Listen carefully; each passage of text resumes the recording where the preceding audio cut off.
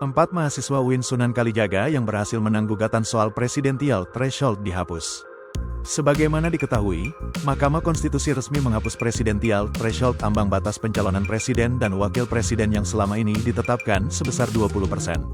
Keputusan ini tertuang dalam putusan MK nomor perkara 62, PU22, 2024 yang dibacakan pada Kamis, tanggal 2 Januari tahun 2024.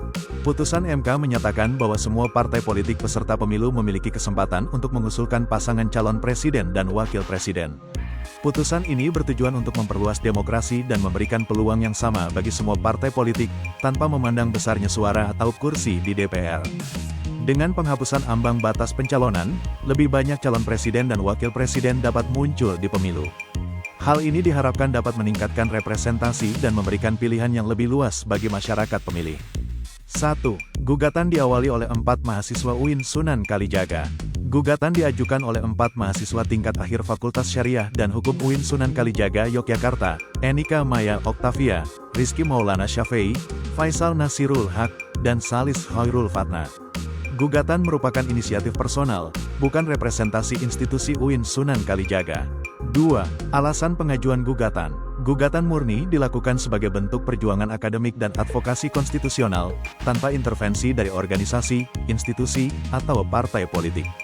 Mereka merasa bahwa pemilih sering dianggap sebagai objek demokrasi, bukan subjek.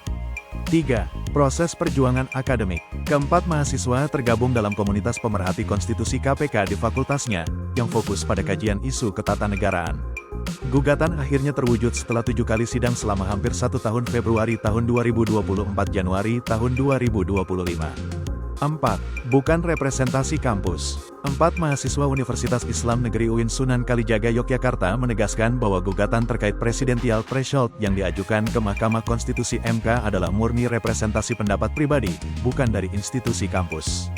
Pernyataan ini disampaikan oleh salah satu pemohon, Enika Maya Oktavia, dalam jumpa pers di Fakultas Syariah dan Hukum UIN Sunan Kalijaga pada Jumat tanggal 3 Januari tahun 2025.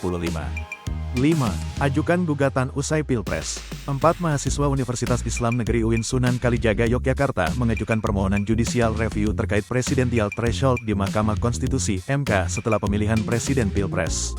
Salah satu pemohon, Enika Maya Oktavia, menjelaskan alasan dibalik pengajuan tersebut dalam jumpa pers yang berlangsung di Fakultas Syariah dan Hukum UIN Sunan Kalijaga pada Jumat tanggal 3 Januari tahun 2025. 6. Tidak didampingi kuasa hukum. Selama proses sidang, mereka tidak menggunakan kuasa hukum karena keterbatasan finansial. Sebagian besar sidang dilakukan secara online, kecuali beberapa kali sidang offline, seperti saat mendengarkan keterangan ahli dari Universitas Gadjah Mada UGM, Yance, Arizona. 7. Mahasiswa UIN Sunan Kalijaga hormati, dissenting opinion, Hakim MK. 4 mahasiswa UIN Sunan Kalijaga Yogyakarta yang mengajukan judicial review terhadap presidensial threshold memberikan tanggapan terkait pendapat berbeda, atau dissenting opinion dari Hakim Mahkamah Konstitusi MK Anwar Usman dan Daniel Yusmik. Pernyataan ini disampaikan dalam jumpa pers di Fakultas Syariah dan Hukum UIN Sunan Kalijaga, Jumat tanggal 3 Januari tahun 2025.